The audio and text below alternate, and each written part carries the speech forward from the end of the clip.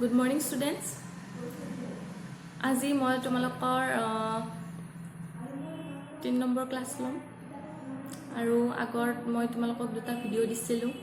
কালি মই তোমালোকক নোটছ দিছোঁ গ্ৰুপত, সকলোৱে নিশ্চয় পাইছা। সেইখিনি তোমালোকে বহীত লিখি ল'বা আৰু মই যিখিনি পঢ়াইছোঁ মন দি শুনিবা। আমাৰ যিহেতু ভিডিঅ' আমি ৰেকৰ্ডিং কৰি আপলোড কৰি আছোঁ, তাত আমি বহুখিনি বুজাব পৰা নাই আৰু যদি আমি গুগল মিট বা জুম এনেকুৱা ইউজ কৰোঁ তেতিয়া আমি ডিৰেক্ট ইণ্টাৰেকশ্যন এটা থাকিলে আমাৰ বুজোৱাটো সহজ হয়, তোমালোকে বুজিও পোৱা। এতিয়াও তোমালোকে কি বুজি পাইছা কি পোৱা নাই মোক জনাব পাৰা, জনালে মোৰ ভাল লাগিব। আৰু আজি মই তোমালোকক যিখিনি পাৰোঁ আৰু সেইখিনি কাভাৰ কৰিম এই ভিডিঅ'টোত। চ' তোমালোকে আগত যিখিনি মই পঢ়াইছোঁ সেইখিনি বুজি পাইছা, আৰু যদি বুজি পোৱা নাই ভিডিঅ'টো ভালকৈ চাই ল'বা আৰু মোকো জনাবা। এতিয়া আমি আগত কি পঢ়ি আছিলোঁ এবাৰ ৰিভাইজ কৰি লওঁ, তাৰপিছত আমি নেক্সট পেৰাগ্ৰাফ আৰম্ভ কৰিম। আমি কি পঢ়িছিলোঁ? when the author's parents well settled in the city, যেতিয়া তেওঁৰ দেউতাক লিখকৰ দেউতাকে চিটিত ছেটেল হৈছিল তেতিয়া লিখক আৰু আইতাকক কি কৰিছিল, তেওঁলোকৰ লগত লৈ গৈছিল। আৰু এই যে লিখকে আইতাকৰ লগত গাঁৱত এটা সাধাৰণ ধুনীয়া জীৱন এটা জীয়াই আছিল, সি চলি আছিল, তাত সেইবোৰ নোহোৱা হৈ গৈছিল। আইতাকৰ লগত খেলা ধূলা কৰাৰ উপৰিও আইতাকৰ লগত স্কুললৈ যোৱা, কুকুৰবোৰক বাঁহী ৰুটি খোৱা, প্ৰেয়াৰ কৰা, সেইবিলাক ক্ৰমান্বয়ে কমি আহিছিল। আৰু সেইটোৱে আইতাক আৰু লিখকৰ মাজত এটা টাৰ্ণিং পইণ্ট হিচাপে ৰৈছিল। সেইটো তেওঁলোকৰ মাজৰ এটা দূৰত্ব আহি গৈছিল তাত। কাৰণ যেতিয়া চিটিলৈ গৈছিল তাত লিখকক এটা বেলেগ পৰিৱেশ দিয়া হৈছিল। তেওঁ ইংলিছ মিডিয়ামৰ স্কুলত এডমিশ্যন লৈছিল, তেওঁৰ যিখিনি পঢ়িছিল সেইখিনি বেলেগ আছিল, বেলেগ ধৰণৰ আছিল। গতিকে ৱেষ্টাৰ্ণ কালচাৰটো আছিল যিটো আইতাকে পচন্দ কৰা নাছিল। চ' লিখকে আমাক ইয়াত কৈছে যে আইতাক আৰু তেওঁৰ মাজত এটা টাৰ্ণিং পইণ্ট আহি গৈছিল। এতিয়া আমাৰ নেক্সট পেৰাগ্ৰাফটো চোৱা। When I went up to university, I was given a room of my own. The common link of friendship was snapped. My grandmother accepted her seclusion with resignation. She rarely left her spinning wheel to talk to anyone. From sunrise to sunset, she sat by her wheel, spinning and reciting prayers. Only in the afternoon, she relaxed for a while to feed the sparrow. কি কৈছিল? যেতিয়া লিখক ইউনিভাৰ্চিটিলৈ গৈছিল, মহাবিদ্যালয়লৈ গৈছিল, তেতিয়া লিখকে কি কৰিছিল, লিখকক এটা নিজাকৈ তেওঁক এটা ৰুম দিয়া হৈছিল, ঘৰত এটা বেলেগকৈ কোঠা এটা দিয়া হৈছিল তেওঁক। আৰু লিখকৰ লাহে লাহে কি হৈছিল, আইতাকৰ সৈতে সংযোগ বেছি কমি আহিছিল। আগতে যদিও চিটিলৈ অহাৰ পিছত লিখকক আইতাকৰ লগতে ৰখা হৈছিল, লিখকে যদিও স্কুললৈ গৈছিল কিবা কৰিছিল তথাপি আইতাকৰ লগত ৰুমত আছিল। কিন্তু যেতিয়া ইউনিভাৰ্চিটিত এডমিশ্যন ল'লে, মহাবিদ্যালয়ত এডমিশ্যন ল'লে, তেতিয়া লিখকক এটা বেলেগ ৰুম দিয়া হৈছিল আৰু আইতাকৰ লগত সংযোগো ছিঙি গৈছিল। সেই আগৰ কানেকশ্যন ছিঙি গৈছিল। আৰু এতিয়া আইতাকে মাথো কি কৰি থাকে বুলি কৈছে, জঁটৰ চলাই থাকে। সৰহভাগ সময়ত জঁটৰ যিটো হুইল এটা ঘূৰাই থাকে ৰাউণ্ড, তোমালোকে নিশ্চয় জানিবা জঁটৰটো কি কৰে, ঘূৰাই থাকে। আৰু সৰহভাগ সময় তেওঁ জব কৰি থাকে। আগতে যে প্ৰেয়াৰ কৰি আছিল তেওঁ, এতিয়াও দিনটোৰ বেছিভাগ সময় জব কৰি থাকিব আৰু তেওঁ জঁটৰ ঘূৰাই থাকিব। সেইটো তেওঁ কাম হৈছিল। কাৰণ লিখকৰ সৈতে তেওঁ যিখিনি সময় আগতে অতিবাহিত কৰিছিল সেইখিনি সময় এতিয়া লিখকে তেওঁ দিব পৰা নাই।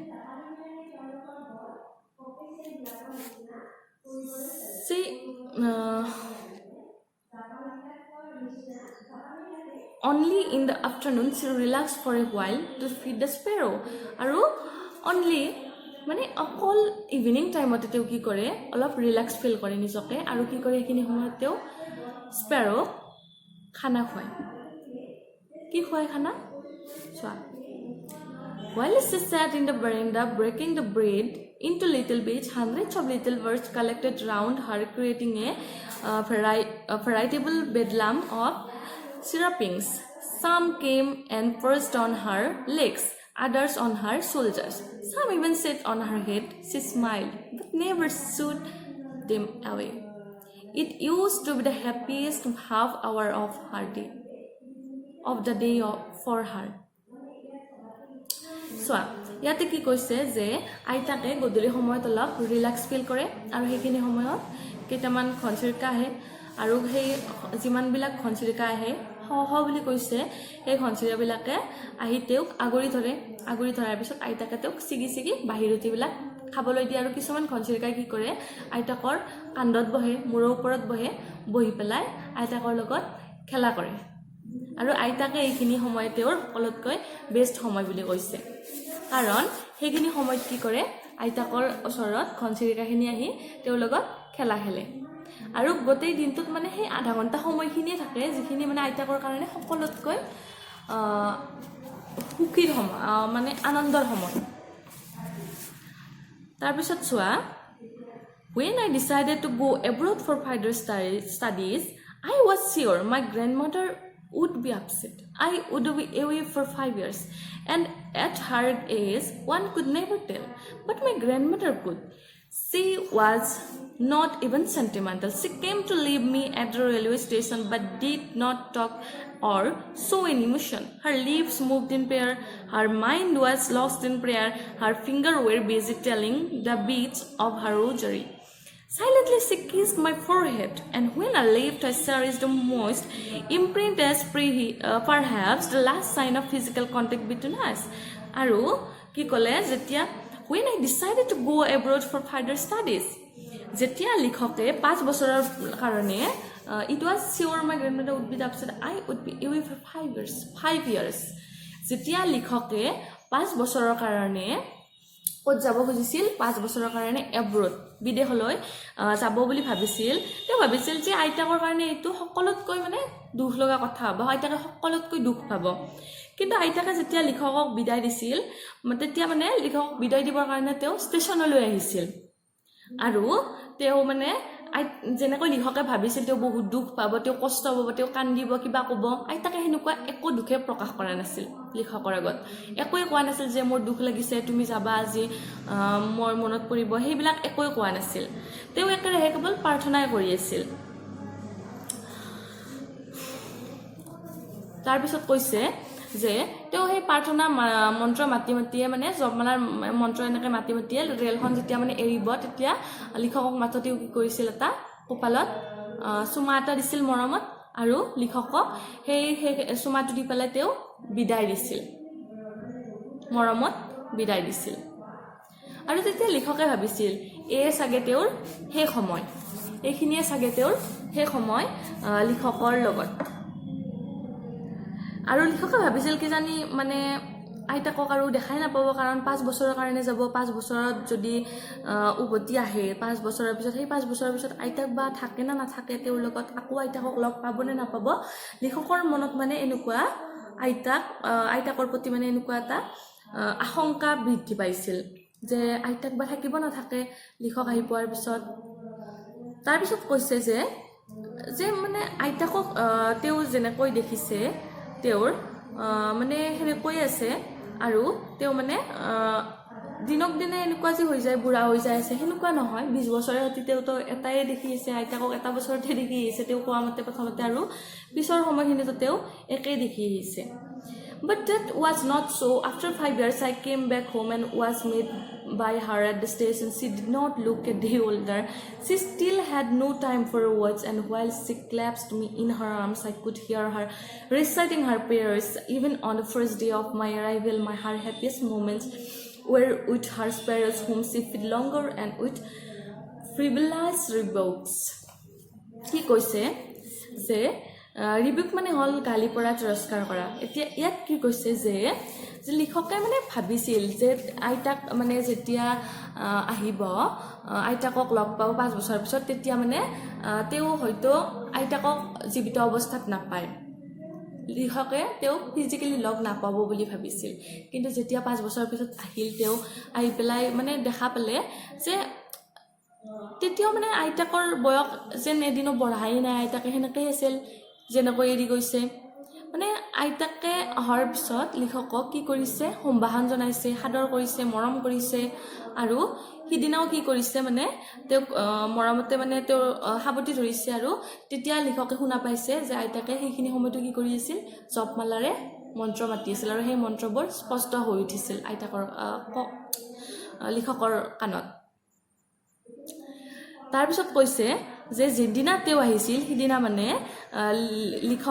লিখকে কৈছে যে যিদিনা তেওঁ আহিছিল even on my first day of my arrival her happiest moments were with her spares home she feel longer and with frivolous rebukes তেওঁ কৈছে যে তেওঁ মানে আইতাকে লিখকক যেতিয়া মানে লগ পাইছিল তাৰে পিছত যিদিনা প্ৰথম দিনা আছিল সেইদিনা তেওঁ ঘনচিৰিকাবোৰৰ লগত বেছি মানে আনন্দত খেলিছিল তেওঁলোকৰ লগত বেছিকৈ কথা পাতিছিল মানে ধেমালি কৰি তেওঁলোকক গালি পাৰিছে ফ্ৰিভিলাছ ৰিবুকছ মানে কি কয় মানে এনে যেন মানে আমি ধেমালি কৰোঁ কিছুমান ধেমালিৰ মৰমৰ সময়ত আমি এনেকৈ কিবা দম দিওঁ কিবা কৰোঁ বা কিবা এটা কথা কৈ দিওঁ কিন্তু সেইটো বেয়াও নাপায় কোনো আমি ধেমালি কৰি কওঁ সেনেকুৱাকৈ আইতাকৈ ঘনচিৰিকাবোৰৰ লগত কথা পাতি আছিল In the evening, a change came over her. She did not pray. She collected the women of her neighborhood, get an old drum, and started to sing. For several hours, she turned the sagging skin and of the dilapidated drum and sang of the homecoming of warriors. We had to persuade her to stop to avoid overtraining. That was the first time since I had known her that she did not pray. কি কৈছে যে লিখকে সিদিনা ঘনচিৰিকাবোৰৰ লগত time ধুনীয়াকৈ কটালে আইতাকে ভালকৈ থাকিল ধুনীয়াকৈ থাকিল কিন্তু সেই সন্ধিয়া এটা পৰিৱৰ্তন আহিল তেওঁৰ তাত কি পৰিৱৰ্তন আহিল যে মানে তেওঁ ওচৰ চুবুৰীয়াৰ তিৰোতাবোৰক মাতি আনিছে মাতি আনি পেলাই ঢোল বজাই তেওঁ বহুত সময় গান গাইছে গান গালে আৰু তেওঁ মানে সেইদিনা কিন্তু তেওঁ প্ৰেয়াৰ কৰা নাছিল আৰু মানে তেওঁ ঘৰলৈ যে নাতি আহিছে তেওঁৰ ইমান বছৰৰ মূৰত সেইটোৰ কাৰণে তেওঁ মানে আনন্দ কৰিলে ঢোল বজাই আৰু লিখকে মানে এইটো বস্তু লক্ষ্য কৰিলে যে for the first time since I had known her date she did not pray আৰু সিদিনাই প্ৰথম দিনা আছিল ইমান দিনৰ পৰাই আইতাকক তেওঁ জনাই ধৰা 25-30 বছৰ হৈ গ'ল 25 বছৰ হৈ গ'ল বুলি আমি ধৰিব পাৰোঁ সিদিনা আইতাকে কি কৰা নাছিল প্ৰেয়াৰ কৰা নাছিল ফৰ দ্য ফাৰ্ষ্ট টাইম চ' এইটো লিখকৰ কাৰণে বহুত এটা ষ্ট্ৰেঞ্জ আছিল We protested. The next morning she was taken ill. It was mid-fever and the doctor told us that it would go. But my grandmother thought differently. She told us that her end was near. She said that since only a few hours before the close of the last chapter of her life, she had omitted to pray. She was not going to waste any more time talking to us. আৰু কি হল পিছদিনা ৰাতিপুৱা এটা অসুস্থ হৈ পৰিল আৰু অসুস্থ হোৱাৰ পিছত তেওঁৰ মানে কি হল অলপ জ্বৰ হল ফিভাৰ আৰু ডক্টৰক মাতিলে ডক্টৰক মতাৰ পিছত ডক্টৰে চালে তাৰ পিছত সিদিনা মানে তেওঁৰ আইতাকে এনে মানে নৰ্মেলি যেনেকুৱা বিহেভ কৰে সেইটো বিহেভ কৰা নাছিল তেওঁৰ অলপ বিহেভটো ষ্ট্ৰেঞ্জ আছিল আৰু তেওঁ মানে সকলোকে আনৰ লগত মানে কথা পাতিব নিজে খোজা নাছিল বুলি মই মোৰ লাষ্ট সময় পাইছো মই এইখিনি সময় তোমালোকৰ লগত কথা পাতি তাই মানে ৱেষ্ট কৰিব নোৱাৰো আইতাকে তেনেকৈ ক'লে আৰু তেওঁ ক'লে যে মই এতিয়া জপমালালৈ কেৱল প্ৰাৰ্থনা কৰিম আৰু মই কাৰো লগতে কথা পাতিব নিবিচাৰো তাৰ পিছত ক'লে যে since only a few hours before to close the last chapter of her life she had omitted to pray she was not going to waste any more time to talking to us তেওঁৰ last chapter মানে কি অন্তিম সময় সেই অন্তিম সময়খিনি তেওঁৰ শেষ হোৱাৰ আগতে তেওঁ আনৰ লগত কথা পাতি সময় নষ্ট কৰাতকৈ তেওঁ প্ৰেয়াৰ কৰিব খুজিলে সকলোকে জনালে মই প্ৰেয়াৰ কৰিম We protested, but she ignored our protest. She lay peacefully in bed, praying and telling her beads. Even before we could suspect, her lips stopped moving and the rosary fell from her lifeless fingers. A peaceful pallor spread on her face and we knew that she was dead. কি কৈছে যে তেওঁলোকে বাধা দিলে, লিখক আৰু মাক দেউতাকে বাধা দিলে বোলে আমাৰ লগত কথা পাতক, কিবা কৰক, কিন্তু নাই, তেওঁ নুশুনিলে কাৰো কথা। তেওঁ কেৱল জপমালা ল'লে আৰু প্ৰাৰ্থনা কৰিবলৈ ধৰিলে। প্ৰাৰ্থনা কৰি কৰি তেওঁ কি হ'ল, এটা সময়ত বিচনাত শুই দিলে, লে পিছফুলি ইন বেড। তাৰপিছত তাত বহি বহি তেওঁ প্ৰাৰ্থনা কৰিবলৈ ধৰিলে আৰু যেতিয়া তেওঁ প্ৰাৰ্থনা কৰি থাকিল, এসময়ত তেওঁৰ কি হ'ল, তেওঁৰ প্ৰাৰ্থনা কৰাৰ যেতিয়া মানে তেওঁৰ উজ্জুৰি লৰচৰ হৈছিল, সেই লৰচৰ হৈ থকা উজ্জুৰি তেওঁৰ বন্ধ হ'ল, মুভ নহ'ল, ষ্টপ মুভিং। আৰু তেওঁৰ যিটো মালা আছিল, জপমালা, সেইডালো পৰি গ'ল তেওঁৰ হাতৰ পৰা। আৰু সকলোৱে দেখা পালে যে তেওঁৰ মুখত এতিয়া জীৱিত অৱস্থা থকাৰ এটাও চিন নাই। তেওঁ এতিয়া মৃত্যু হৈছে, তেওঁ আৰু এইখন পৃথিৱীত নাই, তেওঁ অন্য দেশলৈ গুচি গৈছে। লিখক আৰু তেওঁলোকৰ মাক দেউতাকে এইটো কথা বুজি পালে। তাৰপিছত চোৱা, we lifted her off the bed and as it customary laid her on the ground and covered her with a red sword. After a few hours of mourning, we left her alone to make arrangements for her funeral. In the evening, we went to her room with a crude stretcher to take her to be cremated. The sun was setting and had lit her room and veranda with a blaze of golden light. We stopped halfway in the courtyard, all over the veranda, and in her room, right up to where she lay dead and Steve wrapped in the red sword. Thousands of sparrows sat scattered on the floor. There was no chirping. We felt sorry for the birds, and my mother fetched some bread to feed them. She broke it into little crumbs, and my grandmother used to and threw it to them. The sparrows took no notice of the bread. When we carrying my grandmother's corpse off, they flew away quietly. Next morning, the sweeper swept the bread crumbs into the dustbin. এতিয়া কি ক'লে, আইতাকটো ঢুকাল, আইতাক ঢুকোৱাৰ পিছত তেওঁলোকৰ আইতাকৰ শেষকৃত্যৰ কাৰণে সকলোৱে প্ৰস্তুতি চলালে। মানে কিবা কিবি সকলোৰে নিয়ম থাকে, সেই নিয়মবোৰ কৰিবলৈ আৰম্ভ কৰিলে। আৰু আইতাকৰ মৃতদেহটো এখন ৰঙা কাপোৰেৰে কি কৰিলে, মেৰিয়াই পেলাই থাকি পেলাই মজিয়াত তেওঁক থৈ দিলে ধুনীয়াকৈ। আৰু সেই শেষকৃত্যৰ পিছত ব্যৱস্থা কৰি তেওঁক যি বাহিৰলৈ লৈ যাব, সেইখিনিৰ কাৰণে সকলোৱে কি কৰিলে, মানে ঘৰলৈ আহিল। সকলোৱে যা যোগাৰ হোৱাৰ পিছত ঘৰলৈ আহি তেওঁলোকে মানে এটা আচৰিত দৃশ্য দেখা পালে। কি দৃশ্যটো হৈছিল, সেয়া হ'ল আইতাকৰ কাষত, মানে ঘৰৰ কাষত বাৰান্দাত হাজাৰ হাজাৰ ঘনচিৰিকাই কি কৰিছে, আহি বহি আছে। আৰু ঠাইডোখৰত তেনেকুৱা দেখা হৈছে যে এটা সোণালী পোহৰ এটা উঠিছে। আৰু লিখকৰ মাকে তেতিয়া কি কৰিলে, ঘনচিৰিকাবোৰলৈ ৰুটিবিলাক টুকুৰা টুকুৰ কৰি ছটিয়াই দিলে।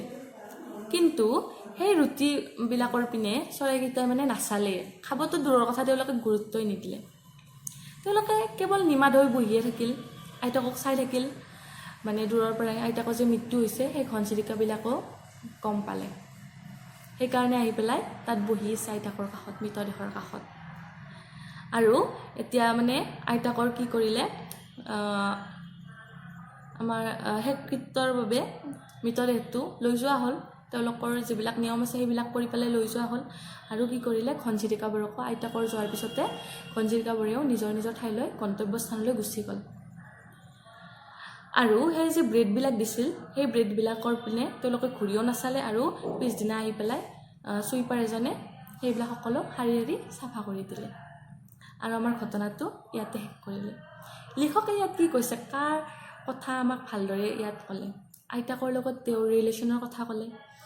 আইতাকে কেনেকৈ তেওঁক মৰম কৰি কৰি থাকিলে সেইবিলাক ক'লে আৰু আইতাকৰ মানে আমি ইয়াত কি ক'ব পাৰোঁ আইতাকৰ লাষ্ট উইচ কি আছিল বুলি ক'ব পাৰোঁ আমি যে তেওঁ নাতিক চোৱা আছিল কাৰণ নাতি অহাৰ পিছদিনাই তেওঁ মানে বেমাৰত পৰিল আৰু তেওঁ ঢুকালে তেওঁৰ এনেকুৱা হৈছিল কথাটো যে তেওঁ ইচ্ছা মৃত্যুহে যেন কৰিছে ইচ্ছা মৃত্যু বৰহে যেন পাইছে তেওঁ কাৰণ নিজ ইচ্ছাত তেওঁ নিজৰ নাতি অহাৰ পিছদিনা ঢুকালে তেওঁ মৃত্যু সাৱটি ল'লে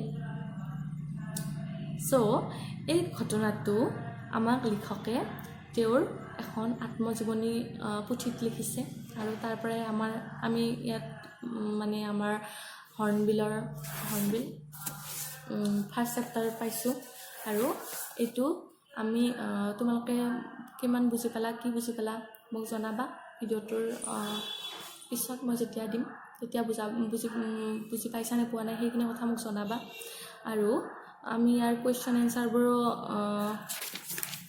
আলোচনা কৰিম যেহেতু আমাৰ কুৱেশ্যন এনচাৰখিনি আমি এনেকৈ ভিডিঅ' দিয়া সম্ভৱ নহয় গতিকে কুৱেশ্যন এনচাৰখিনি মই লিখি পেলাই তোমালোকক ফটো মাৰি দিম আৰু আমি